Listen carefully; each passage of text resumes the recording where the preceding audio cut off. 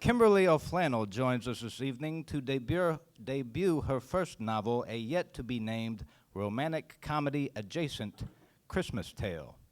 After hearing the same holiday stories year after year, Kimberly wanted to do something a little different, something that would keep readers on their toes.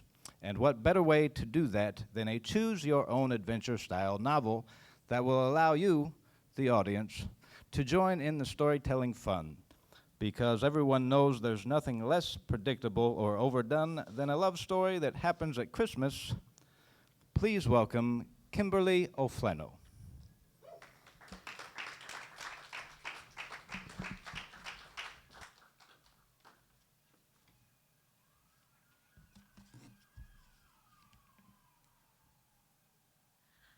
Hi, everyone.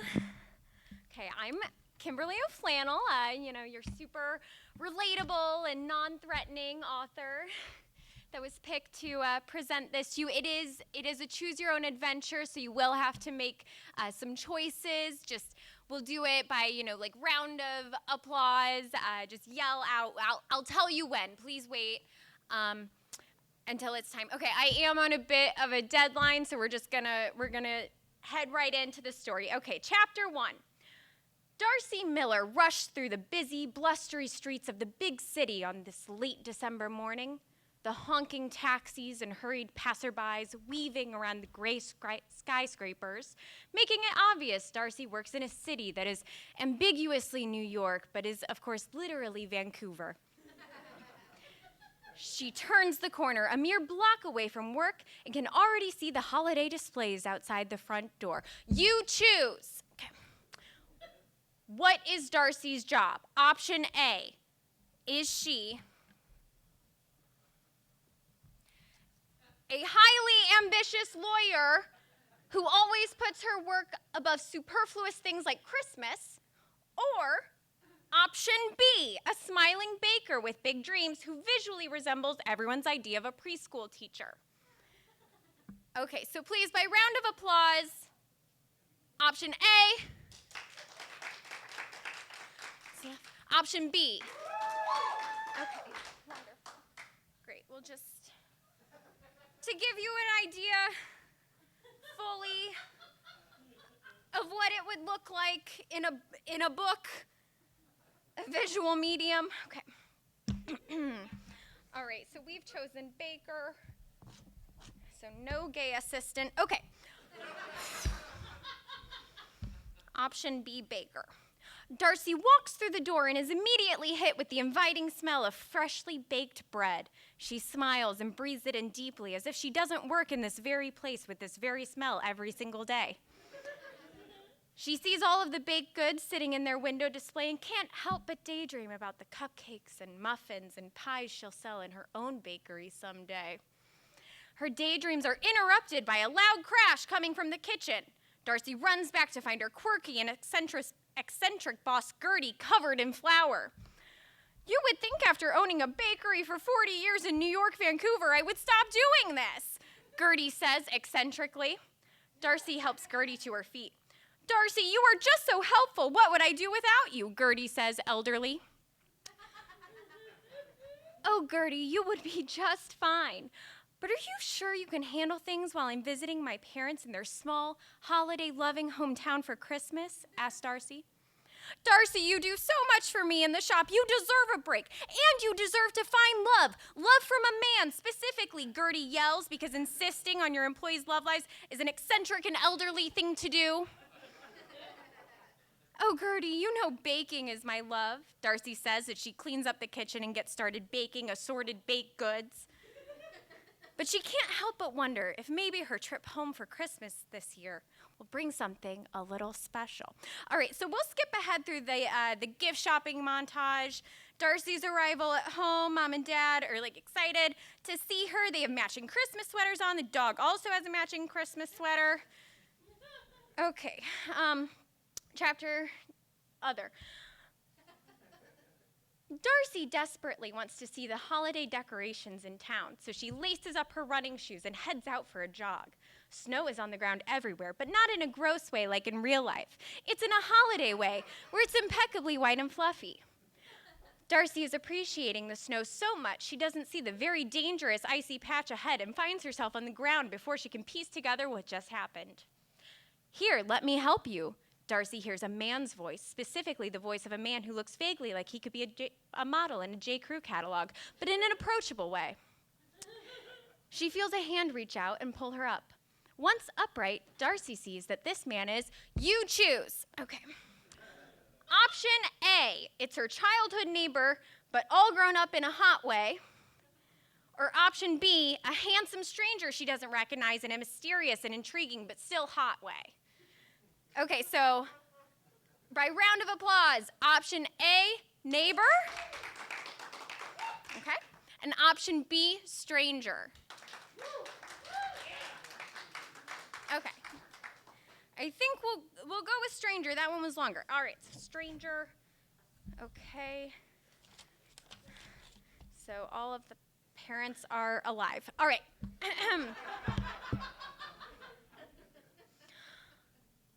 Darcy sees that this man is a total stranger. She's so embarrassed. How could she have fallen on the ground like that? She says, "I haven't seen you around before, and I come here pretty often. I'm Liam. I just moved here. I do an ambiguous construction type job, which is why I'm so manly. And also, you'll discover pretty soon that I coach a youth hockey league at the ice rink your dad owns. How wholesome." Okay, so they walk around and they drink hot cocoa that comes from like a hot cocoa vendor, because that's a real thing that exists. All right, so Darcy returns home and can hear her parents singing Christmas carols inside and off key while they bake cookies. As she makes her way to the kitchen, something catches her eye beneath the Christmas tree. You choose. Is there magic? Yes? No? There were more yells for yes. Okay. She walks over and sees a snow globe sitting under the tree. She hasn't seen it before, but that's not so unusual. Her parents are always buying new holiday decorations. She picks it up and shakes it, but nothing happens. The usual glittery swirling Darcy expects from a snow globe isn't there.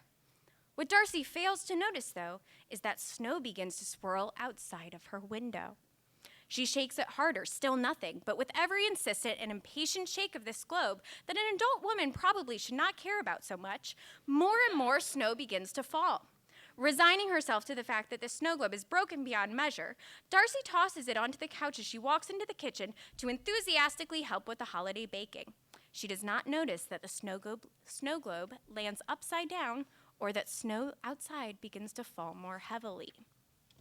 All right, so obviously she wakes up and there's a huge snowfall. The roof at her dad's ice rink has collapsed because they live in a small town and it's Christmas. They obviously don't have the money to fix it, et cetera, et cetera. Okay, all right, so at this point we're in the second act, half of the film, book, and things need to be resolved quickly. So we're gonna do a lightning round of choices. Here we go. Darcy runs into Liam again. Is it A, while he's coaching the hockey league, who now has to play outside on the very scenic ice rink / frozen pond, or B, while he's helping his elderly neighbor put up Christmas lights and he falls off the ladder and this time she helps him up? Okay, so clap for A, coaching the hockey league. Clap for B, helps his neighbor. All right, we've chosen B, so she'll die. Okay. You guys, that actually works out. All right. Next one. Liam asks Darcy on a date. Do they A, walk through a park with Christmas lights while carolers sing and have a snowball fight that ends with them both laughing and making snow angels? Or B, attend the Christmas fair that's held every year and ride on the Ferris wheel because that's a new Christmas thing we're doing? A, snow angels. B, Christmas fair. Christmas fair, so there is a musical number. Okay. Liam and Darcy get into a fight. Is it because A, he just doesn't understand her or her feelings on Christmas or her career ambitions? Or B, his ex shows up and tells Darcy they're still together? A, he doesn't understand her. B, ex. All right. Okay, so they will get a puppy. All right. Okay, last one. How is the fight resolved? A, clearly with a frank discussion about their feelings and motivations, or B, through the magic of Christmas? So A, discussion. B, magic of Christmas. Okay, great. All right. And now we have reached the end of the story, the epilogue that happens at the following year's Christmas. A jazzy and off-puttingly upbeat version of Silver Bells plays in the background as Darcy puts the finishing touches on her holiday decorations at her new bakery. She can't believe that Liam built her an entire bakery with his vague construction job and that he's moved to New York, Vancouver with her. Her dreams are all coming true. She finishes hanging the lights, turns them on so they flicker against the wintry night sky, and flips the sign on the door to closed. As she walks out the door, we see she's actually in a wedding dress. And look, it's her parents, and her dog, and her old boss Gertie. Everyone is here. It's a Christmas wedding for literally no reason other than marriage is the ultimate closure needed in a story like this. As Darcy walks down the aisle, made of twinkly lights and pine tree leaves, she looks up and sees that it's begun to snow. Light, glittery, swirling snowflakes surround her and Liam and all of their friends and family, almost like they're inside of a snow globe. Ooh. Oh man, I'm so sorry, I'm getting a phone call. Go for it, Kim. Yeah, we just got the last parts nailed down. Mm-hmm. No, I think it'll be different enough. Yeah, like it fits the format and everything. So, magic, yeah. We always need at least a few magic ones, so like it works. Oh, I forgot the title. Hold on. Choose a noun. Cat. It's the Christmas Cat, presented by Hallmark. 2021. Great. All right, perfect. And you know what? We got all that we needed from all of you, so thank you so much, and you have a lovely Christmas.